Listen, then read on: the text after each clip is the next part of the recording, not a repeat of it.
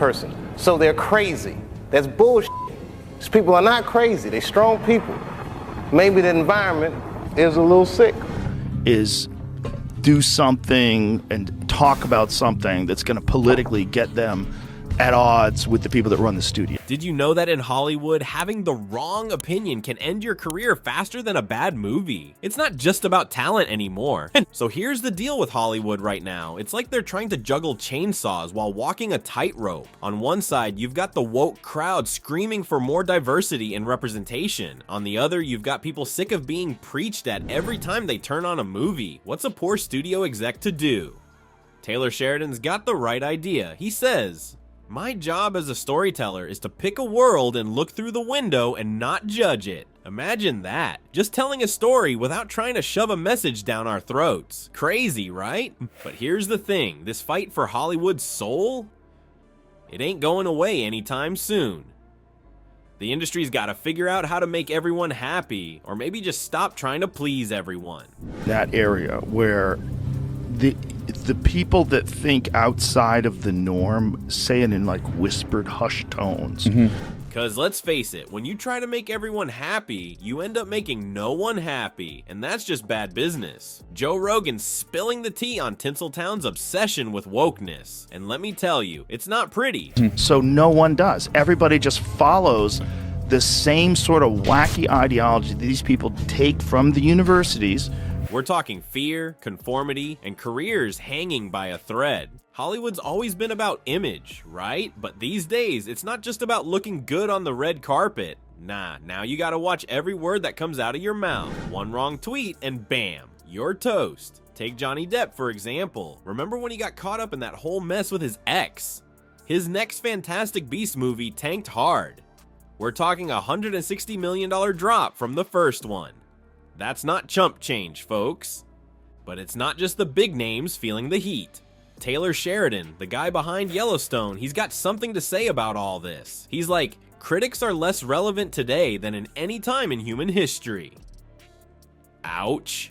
But he's got a point, doesn't he? Seems like these days, the critics are more worried about ticking boxes than actually reviewing the movie. And don't even get me started on comedy. Joe Rogan's asking the real questions here. Can you make a good comedy movie anymore? Or have they made it so dangerous in terms of being canceled that comedy movies are no longer something you can do?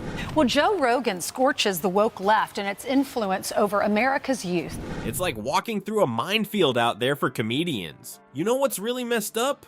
Word on the street is there's a secret blacklist for problematic celebs. Say the wrong thing and suddenly you're not getting any calls. Certain ideology that's attached to that city, and it's not logical.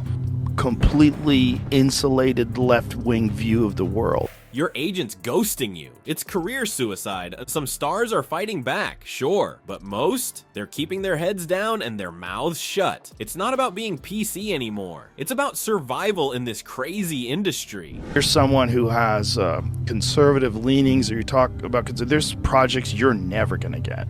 They'll malign you and... But here's the million-dollar question. Is all this fear actually making better movies? I mean, over 60% of films in 2022 had some kind of social justice narrative. That's a lot. Are we sacrificing good storytelling for the sake of not offending anyone? Rogan's got a theory about this. He says, wokeness killed the comedy movie in a lot of ways. And looking at the box office numbers, he might be onto something. When was the last time you saw a really edgy comedy that had you rolling in the aisles?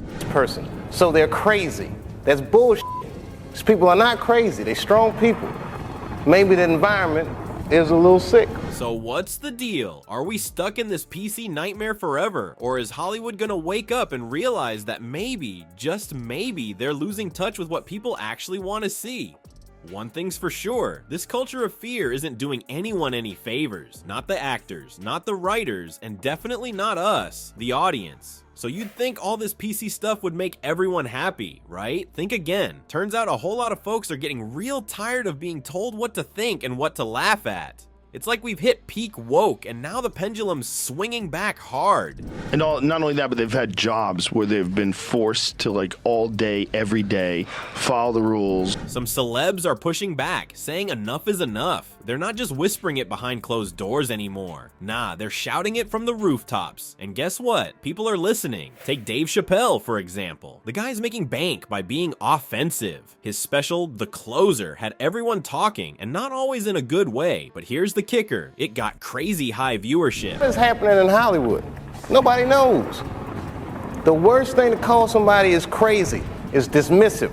People were tuning in to see what all the fuss was about, and they stuck around for the laughs. It's not just comedians either. Conservative celebs are finding new platforms and loyal fan bases. They're saying, hey, we've got something to say too. And people are eating it up. There's this whole market for anti-woke content popping up. New studios, new streaming platforms, they're all catering to folks who are sick of the same old Hollywood BS. But here's where it gets interesting. It's not just right-wingers jumping on this bandwagon. Even some liberals are saying it's gone too far. They're looking around like, wait a minute, is this really what we wanted? Joe Rogan's got a point when he says wokeness killed comedy movies. Storm of anxiety. Just a Absolutely. hurricane of confusion and Zoloft and wah! And everyone's losing their mind. And When was the last time you saw a really edgy comedy that had you rolling? It's like everyone's too scared to push boundaries anymore. And you know what? The numbers don't lie. Polling data shows a big chunk of people are over this cancel culture nonsense. They're saying it's stifling creativity and honest talk and entertainment. It's like we can't have a real conversation anymore without someone getting their panties in a twist. is do something and talk about something that's going to politically get them at odds with the people that run the studio. So what does all this mean for the future of Hollywood? It's complicated, that's for sure. On one hand, you've got this growing market for content that isn't afraid to ruffle some feathers. People are hungry for it. But on the other hand, you've still got this woke machine churning away in Tinseltown. It's like two worlds colliding and something's gotta give. Force it with an iron fist. And if you're not on that team, you don't get booked for things. You don't get picked for things. One thing's for sure though, this battle for the soul of Hollywood, it's just getting started. And you can bet your ass it's gonna be one hell of a show. So here's the deal with Hollywood right now. It's like they're trying to juggle chainsaws while walking a tightrope. On one side, you've got the woke crowd screaming for more diversity and representation. On the other, you've got people sick of being preached at every time they turn on a movie. What's a poor studio exec to do? And then there becomes an ideology that everybody in your business shares. And you have to share that ideology or you get pushed out. And Taylor Sheridan's got the right idea. He says, "My job as a storyteller is to pick a world and look through the window and not judge it." Imagine that, just telling a story without trying to shove a message down our throats. Crazy, right? But here's the thing, this fight for Hollywood's soul, it ain't going away anytime soon. The industry's got to figure out how to make everyone happy, or maybe just stop trying to please everyone. Because let's face it, when you try to make everyone happy, you end up making no one happy, and that's just bad business.